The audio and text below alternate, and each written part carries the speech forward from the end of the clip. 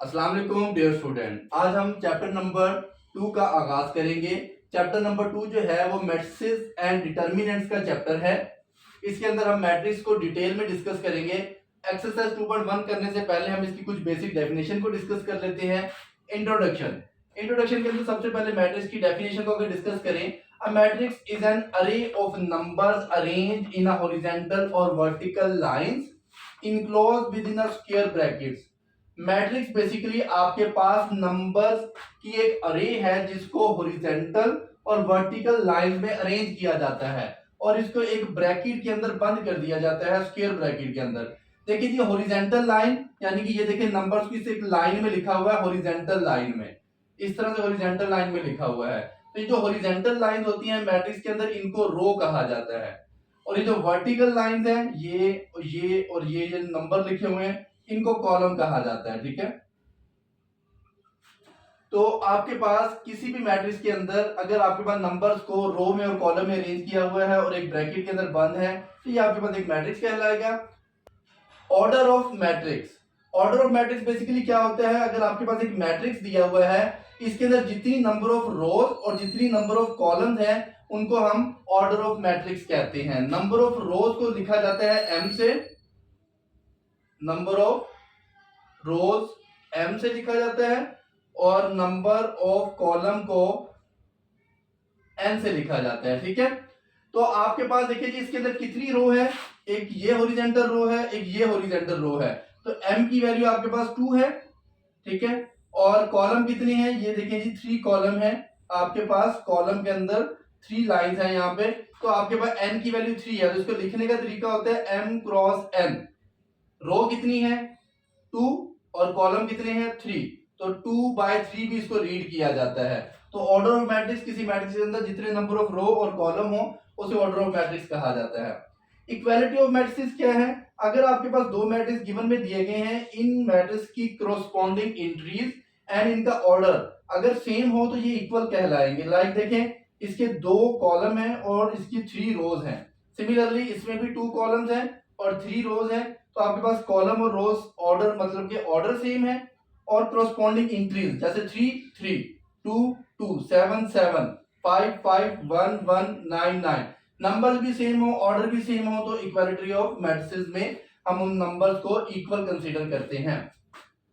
Types of matrix, अब कुछ matrix की टाइप को डिस्कस कर लेते हैं। सबसे पहले रो मैट्रिक्स। रो मैट्रिक्स होता है अगर किसी मैट्रिक्स के अंदर सिर्फ एक ही नंबर्स की रो हो। ठीक है, कॉलम ज्यादा हो सकते हैं लेकिन रो एक हो, तो आपके पास उस मैट्रिक्स को रो मैट्रिक्स कहा जाता है और वो एक हॉरिजॉन्टल लाइन में ऐसे लिखा हुआ होता है।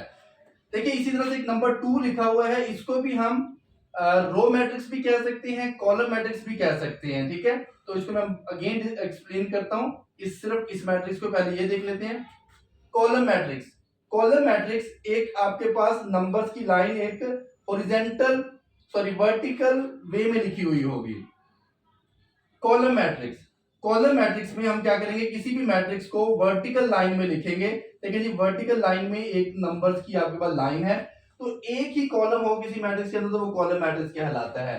देखिए, इस मैट्रिक्स को मैंने कहा था ये रो मैट्रिक्स भी है, कॉलम मैट्रिक्स भी है। अगर देखा जाए तो देखिए इसमें एक ही रो है, ये रो मैट्रिक्स। अगर कॉलम के लिहाज से देखा जाए तो इसमें एक ही कॉलम है, तो ये कॉलम मैट्रिक्स भी कहलाता है। स्क्वायर मैट्रिक्स, देखिए जी, आपके पास एक मैट्रिक्स दिया हुआ है, इधर लिखा हुआ है m is equal to n। m is equal to n का मतलब है कि इस मैट्रिक्स के अंदर रो और कॉलम जो है वो इक्वल है। देखिए जी, इसके कॉलम भी 3 हैं और रो भी 3 हैं। ठीक है, 3 हॉरिजॉन्टल लाइन है, 3 वर्टिकल लाइन है। एक ऐसा मैट्रिक्स जिसमें रो और कॉलम इक्वल हो वो स्क्वायर मैट्रिक्स कहलाता है। रेक्टेंगुलर मैट्रिक्स, रेक्टेंगुलर मैट्रिक्स में आपके पास m does not equal to n, यानी कि नंबर ऑफ रोज और नंबर ऑफ कॉलम इक्वल नहीं होंगे। देखिए, इसमें 2 रो हैं और 3 कॉलम हैं, तो m does not equal to n, जिस वजह से हम इसे रेक्टेंगुलर मैट्रिक्स कह सकते हैं। इसमें 3 रो हो सकती हैं, 2 कॉलम हो सकते हैं, तो ऑर्डर सेम ना हो आपके पास, नंबर ऑफ रो और नंबर ऑफ कॉलम सेम ना हो। जीरो और नल मैट्रिक्स, जीरो और नल मैट्रिक्स के अंदर जो मैट्रिक्स दिया हुआ होगा उसकी सारी एंट्रीज जो होंगी वो 0 0 0 होंगी। तमाम नंबर ऑफ एलिमेंट उस मैट्रिक्स के 0 0 होंगे, तो उस केस में उसे कहा जाएगा जीरो और नल मैट्रिक्स। लाइक आपके पास एक ये मैट्रिक्स भी लिखा हुआ है, इसको आप नल मैट्रिक्स भी बोल सकते हैं, रो मैट्रिक्स भी बोल सकते हैं, कॉलम मैट्रिक्स भी बोल सकते हैं। डायगोनल मैट्रिक्स, देखिए डायगोनल मैट्रिक्स उस मैट्रिक्स को कहा जाता है जिसके डायगोनल में, इधर मेन डायगोनल में, इसको मेन डायगोनल बोला जाता है। तो मेन डायगोनल में कुछ ना कुछ नंबर हो, वो कुछ भी लिखे जा सकते हैं, 1 2 3 माइनस में कुछ भी, लेकिन बाकी सारे नंबर ऊपर नीचे जो है वो 0 0 हो, तो इसे डायगोनल मैट्रिक्स कहा जाता है। तो मैट्रिक्स के अंदर ये जो आपके पास डायगोनल है, इसको कहा जाता है मेन डायगोनल। तो ये आपके पास मेन डायगोनल है, और ये आपके पास जो होते हैं इसको सेकेंडरी डायगोनल भी कहा जाता है। ये जो है सेकेंडरी डायगोनल है हमारे पास। आइडेंटिटी मैट्रिक्स, आइडेंटिटी मैट्रिक्स एक ऐसा मैट्रिक्स होता है जिसमें आपके पास इधर मेन डायगोनल के अंदर 1 1, ये 1 1 फिक्स है, 1 1 होना लाजमी है। मेन डायगोनल के अंदर 1 1 हो, बाकी तमाम एंट्रीज 0 0 हो, तो ये आइडेंटिटी कहलाती है। लेकिन आइडेंटिटी डिपेंड करती है ऑर्डर के ऊपर। ये जो मैट्रिक्स है ये 3 बाय 3 का मैट्रिक्स है, जिसमें 3 रो और 3 कॉलम है, तो इसे I3 लिखा जाएगा। अगर आपके पास एक ऐसी आइडेंटिटी जिसमें 2 रो और 2 कॉलम होंगे तो वो I2 लिखा जाएगा उसको। तो ये आपके पास स्क्वायर मैट्रिक्स की आइडेंटिटी, सॉरी 2 बाय 2 की आइडेंटिटी है, ये 3 बाय 3 के मैट्रिक्स की आइडेंटिटी है। लेकिन आइडेंटिटी में जो मैट्रिक्स होगा वो हमेशा स्क्वायर मैट्रिक्स होगा। स्क्वायर मैट्रिक्स क्या था, जिसमें हमारे पास नंबर ऑफ रो और नंबर ऑफ कॉलम इक्वल होती है, ठीक है, तो हमेशा स्क्वायर मैट्रिक्स होगा। स्केलर मैट्रिक्स, स्केलर मैट्रिक्स के अंदर डायगोनल के अंदर इधर आपके पास कोई सेम नंबर होंगे, लाइक के, ठीक है, इधर आपके पास 2 2 2 भी हो सकता है, square root 2 square root 2 square root 2 भी हो सकता है। मेन डायगोनल के अंदर आपके पास यहाँ पे सेम नंबर्स होंगे, वो आपके पास स्केलर मैट्रिक्स कहलाएगा। लो ट्राइएंगुलर मैट्रिक्स, लो ट्राइएंगुलर मैट्रिक्स में क्या होगा कि इधर मेन डायगोनल में, ये जो मेन डायगोनल है, इस मेन डायगोनल के ऊपर आपके पास जो नंबर्स हैं वो 0 0 होंगे। ये फॉर एग्जांपल ये जो ट्राइएंगल है, इस ट्राइएंगल में ये जो नंबर है ये आपके पास 0 0 होंगे, जिस वजह से इसे ट्राइएंगुलर मैट्रिक्स भी कहा जाता है। तो लोअर ट्राइएंगुलर मैट्रिक्स में मेन डायगोनल के ऊपर नंबर 0 होंगे। ये थोड़ा उलट है कि लोअर लफ्ज लिखा हुआ है, लेकिन मेन डायगोनल के ऊपर वाले जो नंबर हैं वो 0 होंगे। तो मेन डायगोनल के ऊपर ये जो ट्राइएंगल है, या ये जो सारे 3 नंबर हैं, ये 0 0 हों, तो लोअर ट्राइएंगुलर मैट्रिक्स। अपर ट्राइएंगुलर मैट्रिक्स में इस मेन डायगोनल के नीचे, बिलो, ये जो आपके पास है ये 0 0 हो, तो ये अपर ट्राइएंगुलर मैट्रिक्स कहलाता है। Transpose of matrix, transpose of matrix आपको लेना आता है कि कॉलम को रो में चेंज कर देते हैं या रो को कॉलम में। देखिए ये एक मैट्रिक्स लिखा हुआ है, मैंने इसी का नीचे ट्रांसपोज लिया हुआ है इस मैट्रिक्स का। जरा देखिए जी, ये जो आपके पास रो थी इसको मैंने कॉलम में लिख लिया, फिर ये जो सेकंड रो थी इसको भी मैंने कॉलम में लिख लिया, ये जो थर्ड रो थी इसको भी मैंने कॉलम में लिख लिया। तो ये आपके पास ट्रांसपोज ऑफ मैट्रिक्स इस तरह से लिया जाता है। तो ये कुछ इसकी बेसिक डेफिनेशन थी। हम अब एक्सरसाइज पे चलते हैं, एक्सरसाइज 2.1 पे। Exercise 2.1 question number 1, find the order of matrices. देखिए ऑर्डर ऑफ मैट्रिसेस हम पहले डेफिनेशन में डिस्कस करके आ चुके हैं कि किसी भी मैट्रिक्स के अंदर जो नंबर ऑफ रोज और नंबर ऑफ कॉलम्स होती हैं उसको ऑर्डर ऑफ मैट्रिक्स कहते हैं। तो नंबर ऑफ रोज मतलब कि किसी मैट्रिक्स के अंदर कितनी रो है और कितनी कॉलम है वो बतानी है हमने। देखिए जी इसके अंदर एक रो है, रो का सॉरी 2 रोज है। देखिए जी इसमें 2 रोज हैं क्योंकि हॉरिजॉन्टल लाइंस रो कहलाती हैं। तो अगर देखा जाए तो ये एक और एक ये लाइन, तो इसमें 2 रोज है और 3 कॉलम्स हैं, 1 2 और 3। तो इसको हम लिख सकते हैं 2 क्रॉस 3। आपके पास 2 इसकी रो है और 2 कॉलम है। सिमिलरली मैट्रिक्स बी के अंदर देखिए जी हॉरिजॉन्टल लाइन 1 2 3 है और ये कॉलम में लिखे हुए नंबर 2 हैं, ये 1 कॉलम 2 कॉलम। तो रोज कितनी है 3 और कॉलम 2 है। देखिए जी यहाँ पे फिर 3 क्रॉस 2 इसे लिखा जा सकता है। नंबर ऑफ रोज पहले आएंगी, नंबर ऑफ कॉलम बाद में लिखे जाएंगे। सी में आपके पास देखिए जी एक ही कॉलम है और 3 रो हैं। देखिए हॉरिजॉन्टल में 1 2 3 और कॉलम एक ही है, तो इसको लिखने में हम कैसे लिखेंगे 3 मल्टीप्लाई बाय 2। सिमिलरली इसमें एक रो है 4 कॉलम्स है 1 2 3 4, तो इसमें लिख सकते हैं 1 मल्टीप्लाई बाय 4। और इसका ऑर्डर क्या होगा, एक रो एक कॉलम। देखिए जी एक कॉलम एक रो, 1 मल्टीप्लाई बाय 1। एफ में देखिए जी 2 रो है और 2 कॉलम है, तो 2 बाय 2 का ये एक मैट्रिक्स है। क्वेश्चन नंबर 1 कंप्लीट हुआ। Question number 2, identify the following matrices as square matrix, rectangular matrix, row matrix और कॉलम मैट्रिक्स। देखिए आपको कुछ मैट्रिक्स दिए गए हैं, आपने आइडेंटिफाई करना है कि ये कौन से मैट्रिक्स हैं। देखिए जी सबसे पहले जो मैट्रिक्स दिया गया है इसमें नंबर ऑफ रोज और नंबर ऑफ कॉलम सेम है। देखिए जी सॉरी सेम नहीं है। देखिए जी जो फर्स्ट मैट्रिक्स ए दिया गया है इसमें नंबर ऑफ रोज 2 है और नंबर ऑफ कॉलम्स 3 हैं। तो हम बेसिक डेफिनेशन को डिस्कस करके आए थे कि जिसमें नंबर ऑफ रोज और नंबर ऑफ कॉलम सेम ना हो, m does not equal to n हो, तो उस केस में वो जो मैट्रिक्स होते हैं उसको रेक्टेंगुलर मैट्रिक्स कहा जाता है। तो ये हमारे पास एक रेक्टेंगुलर मैट्रिक्स है। देखिए जी इसमें आपके पास नंबर ऑफ रोज और नंबर ऑफ कॉलम सेम है, इसमें 2 रो हैं और 2 कॉलम है। इसका मतलब है जी m is equal to n है, इसमें नंबर ऑफ रो और नंबर ऑफ कॉलम सेम है, तो ये एक स्क्वायर मैट्रिक्स है।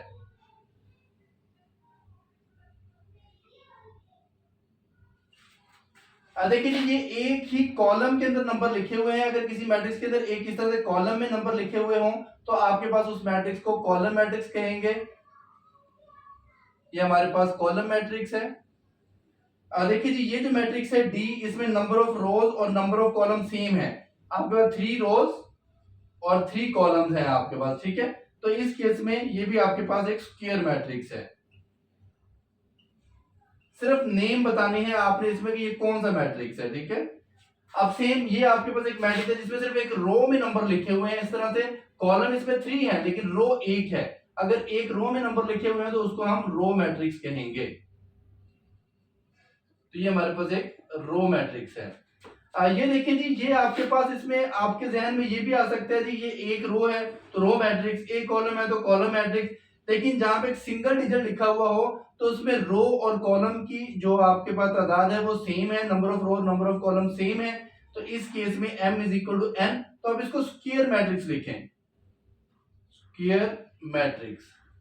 तो ये आपके पास क्वेश्चन नंबर 2 कंप्लीट हुआ। Question number 3, identify the diagonal matrix, identity matrix, lower triangular matrix and upper triangular matrix. कुछ मैट्रिसेस आपको दे दिए गए हैं, इसमें आपसे पूछा गया है कि आइडेंटिफाई करें कि ये कौन सा मैट्रिक्स है। एक मैट्रिक्स एक से ज्यादा टाइप का हो सकता है, जैसे कि जब फर्स्ट मैट्रिक्स ए मैट्रिक्स दिया हुआ है तो इसकी बेसिक डेफिनेशन मैंने इसकी शुरू में इंट्रोडक्शन में पढ़ाई है, तो उसको अच्छे तरीके से पढ़े। अभी भी मैं साथ साथ एक्सप्लेन कर देता हूं।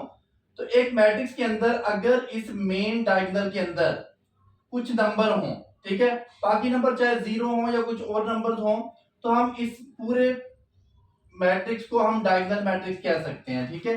तो आपके पास इस मैट्रिक्स के डायगोनल में कुछ नंबर्स हैं तो हम इसको डायगोनल मैट्रिक्स कह सकते हैं। अगर इस मेन डायगोनल के ऊपर इस जगह पे, ठीक है, कुछ नंबर जो है वो 0 है, कुछ नंबर ये सारी ट्रायंगुलर 0 है। अगर इस मेन डायगोनल के ऊपर ये 3 नंबर 0 हैं तो उस केस में हम इसको लोअर ट्रायंगुलर मैट्रिक्स कहेंगे।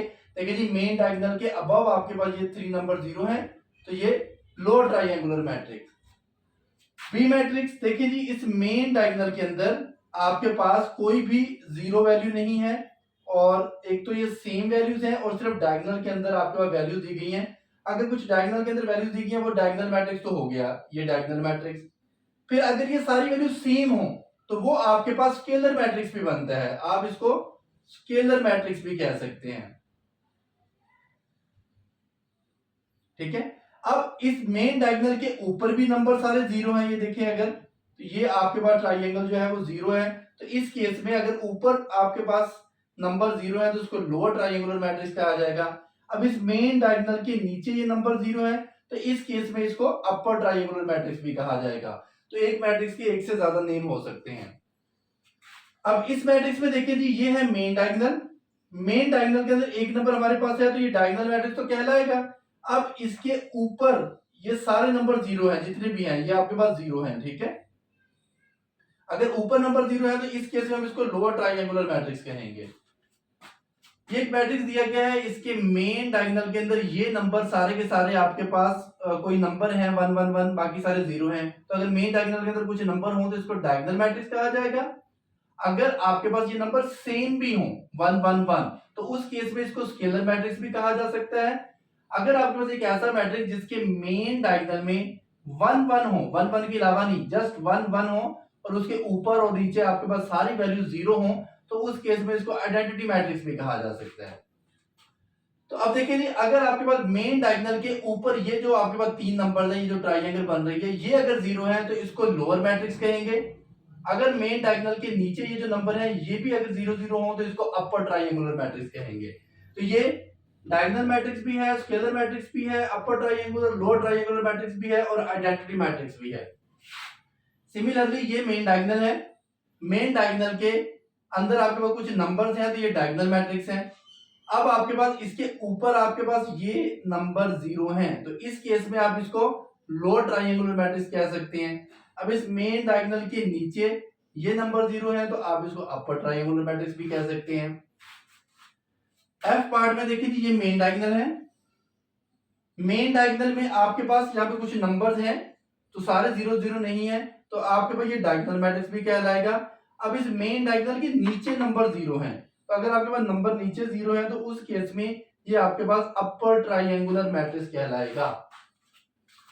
अब ये देखिए जी, डायगोनल मैट्रिक्स तो ये बन गया क्योंकि मेन डायगोनल में कुछ ना कुछ नंबर पड़े हैं, तो ये आपके पास डायगोनल मैट्रिक्स हो गया।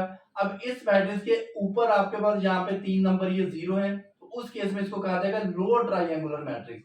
अगर मेन डायगोनल के नीचे ये नंबर 0 है तो उस केस में हम इसको कहेंगे अपर ट्राइंगुलर मैट्रिक्स। जी एच में देखिए, ये आपके पास मेन डायगोनल है, ठीक है, मेन डायगोनल के अंदर सेम नंबर दिए गए हैं 2 2। ये तो अगर सेम नंबर डायगोनल के अंदर हो और आपके पास ऊपर नीचे बाकी नंबर 0 है तो उस केस में इसको स्केलर मैट्रिक्स कहा जाएगा।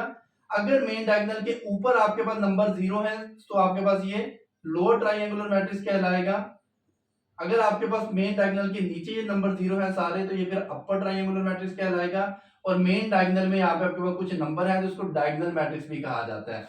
देखिए जी, आपके पास मैट्रिक्स के अंदर दो तरह के डायगोनल्स होते हैं। लाइक मैं इसी एच मैट्रिक्स को लिख लेता हूँ 2 0 0 2।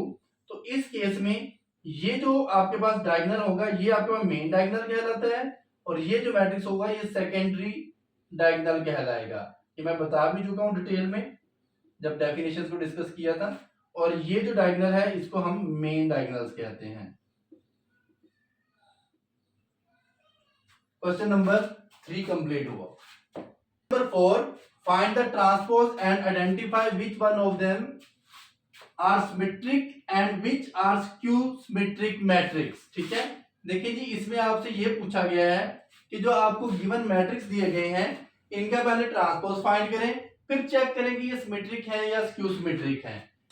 देखिए जिधर बेसिक कॉन्सेप्ट्स के अंदर मैंने आपके पास यहाँ पे सिमेट्रिक मैट्रिक्स की डेफिनेशन डिस्कस की है। सिमेट्रिक मैट्रिक्स जो होता है किसी भी मैट्रिक्स ए का, फॉर एग्जांपल एक मेरे पास ए मैट्रिक्स है, लाइक जैसे ये है एक मैट्रिक्स ए है, मैं इसका ट्रांसपोज लूं, अगेन आंसर वही आ जाए। ट्रांसपोज लेने से अगर अगेन आंसर वही आ जाता है तो ये सिमेट्रिक मैट्रिक्स कहलाएगा। अगर मैं किसी मैट्रिक्स ए का ट्रांसपोज लेता हूं और आंसर ए आ जाता है लेकिन उसके बाहर माइनस का साइन भी प्रोड्यूस हो जाता है तो उस केस में ये स्क्यू सिमेट्रिक मैट्रिक्स कहलाएगा। चलिए जी, हम पहले डिस्कस करते हैं इसके ट्रांसपोज को। देखिए जी, अगर मैं किसी मैट्रिक्स का ट्रांसपोज लेता हूं तो उसमें रो और कॉलम को इंटरचेंज कर दिया जाता है। देखिए जी, इसमें रो है 2 0, तो इसको मैं कॉलम में लिख लेता हूं। अगेन ये स्क्वायर रूट 5 और 6 और ये 1 एंड 9 को मैं कॉलम में लिख लेता हूं। देखिए जी, ये ए मैट्रिक्स का ट्रांसपोज आ गया है। अब देखिए तो इस मैट्रिक्स का ट्रांसपोज लेने से ये अगेन ए नहीं बना, ये कुछ और नंबर्स हैं, ये कुछ और नंबर्स हैं, ठीक है। तो इस केस के अंदर इसको बस जस्ट ट्रांसपोज लेके छोड़ देना है, बाकी सिमेट्रिक और सिमेट्रिक दोनों ही नहीं है ये, ठीक है। अब इस केस में देखा जाए तो मैं बी का अगर मैं ट्रांसपोज फाइंड करूं तो इस केस में भी ये एक रो है आपके पास, सारी रो को कॉलम में लिख देता हूं 1 6 2 0। तो इस केस में भी देखिए इन दोनों में कुछ भी सेम नहीं है, ये इस तरह से रो में नंबर लिखे हुए हैं और ये कॉलम में, तो ये आपके पास स्क्यू सिमेट्रिक और सिमेट्रिक मैट्रिक्स नहीं बनते। सेम बिल्कुल ऐसा ही मैट्रिक्स बनना चाहिए ट्रांसपोज लेने से, फिर हम सिमेट्रिक और स्क्यू सिमेट्रिक को डिस्कस करेंगे। अगेन जब सी का ट्रांसपोज लूंगा तो इस केस में भी देखिए जी 2 6 रो है, इसको मैं कॉलम में लिख देता हूं 2 6 और इस रो को भी मैं कॉलम में लिख देता हूं। तो इसके इसके अंदर देखिए यहाँ पे 2 है, यहाँ पे 9 है, लेकिन यहाँ पे 2 है, यहाँ पे 6 है, तो ये जस्ट ट्रांसपोज तो लिया गया लेकिन इसमें सिमेट्रिक और स्क्यू सिमेट्रिक इन तीन पार्ट में से कोई भी मैट्रिक्स नहीं है। नेक्स्ट चलते हैं। देखिए जी, डी पार्ट में जब मैं इसका ट्रांसपोज लूंगा इस मैट्रिक्स का, तो ट्रांसपोज में आपको आइडिया है कि इस रो को मैं कॉलम में लिखूंगा 0 1 9, फिर इस रो को मैं कॉलम में लिखूंगा -1 0 5, और फिर मैं इस रो को कॉलम में लिखूंगा -9 -5 एंड 0। देखिए जी, डी मैट्रिक्स का ट्रांसपोज ये मैंने ले लिया। अब जरा देखिए कि क्या ये इस जैसा बनता है। देखिए जी, यहाँ पे 0 है, यहाँ पे -1 है लेकिन पॉजिटिव 1 है, यहाँ पे -9 है, यहाँ पे पॉजिटिव 9 है, यहाँ पे 1, यहाँ पे -1, यहाँ पे 0 0, ठीक है। -5 5, 9 -9, 5 -5 0 0। इसमें जस्ट माइनस का फर्क पड़ रहा है, बाकी तकरीबन ये सेम है। अगर मैं इस पूरे कॉलम में से मैट्रिक्स कॉमन माइनस कॉमन ले लूं, जब मैं माइनस का साइन कॉमन लूंगा तो यहाँ पे आ जाएगा 0 1 9। माइनस कॉमन लेने से अंदर तमाम वैल्यूज के साइन चेंज हो जाएंगे। ये -1 0 5, ये -9, ये -5 और ये 0। अब जरा देखें, ये माइनस साइन वैसे ही आएगा। ये जो मैट्रिक्स है ये सारे का सारा ये डी मैट्रिक्स बन गया है, बिल्कुल सेम। देखिए 0 -1 -9, 0 -1 -9, ये तमाम एंट्रीज सेम बन गई हैं। तो इस केस में मैं इस सारे मैट्रिक्स को लिख सकता हूं डी। देखिए जी, इस मैट्रिक्स का ट्रांसपोज लिया, ट्रांसपोज लेने के बाद उसमें माइनस कॉमन लेने से ये मैट्रिक्स सेम बन गया है। तो मैंने इस मैट्रिक्स की जगह पे डी लिख दिया है, और ये माइनस वैसे ही, और ये डी ट्रांसपोज इधर था। तो ये हमारे पास स्क्यू सिमेट्रिक की डेफिनेशन है। अगर किसी मैट्रिक्स का ट्रांसपोज लिया जाए तो वो माइनस और इटसेल्फ मैट्रिक्स के इक्वल आ जाए। तो इसको हम लिखेंगे, given matrix is a skew symmetric matrix.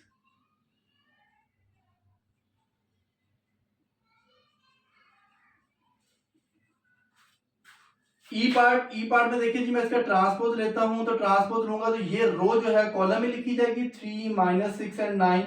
इस रो को भी मैं कॉलम में लिखूंगा और इस रो को भी मैं कॉलम में लिखूंगा।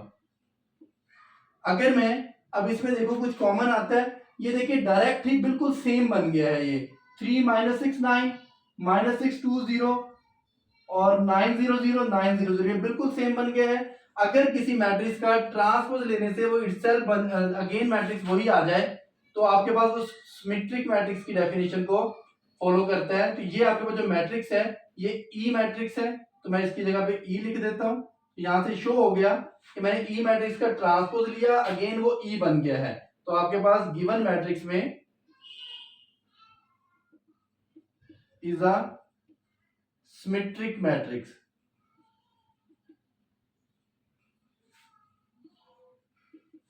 ये सिमेट्रिक मैट्रिक्स है। एफ पार्ट के अंदर अगेन मैं अगर इसका ट्रांसपोज लेता हूं, देखिए जी, ये 9 0 1 को मैं कॉलम में लिख लेता हूं, और 0 6 3 को भी मैं कॉलम में लिख लेता हूं, और इस रो को भी मैं कॉलम में लिख लेता हूं जी। तो अब देखिए जी, ये जो मेरे पास मैट्रिक्स है ये सेम मैट्रिक्स बन रहे हैं या नहीं। 9 0 0 9 0 1 बन रहा है, 0 6 0 0 6 3 बन रहा है। तो ये चेंज है, माइनस लेने से भी कोई हमारे पास यहाँ पे फायदा नहीं है। तो इस मैट्रिक्स के अंदर ये स्क्यू और सिमेट्रिक दोनों में से कोई मैट्रिक्स नहीं है, तो इसको इधर ही छोड़ दें। तो क्वेश्चन नंबर 4 भी कंप्लीट हुआ। एक्सरसाइज आपके पास 2.1 कंप्लीट हो गई है।